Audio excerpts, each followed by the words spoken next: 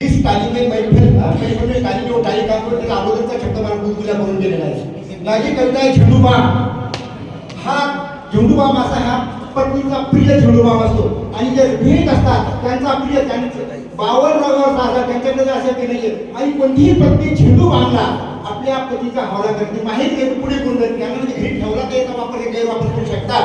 मी सादर करत आहे त्या कवितेचं नाव आहे झेंडूबाम. भाऊ बहीण आई वडील यांना ठेवलं लांब. अरे भाऊ बहीण आई वडील यांना ठेवलं लांब.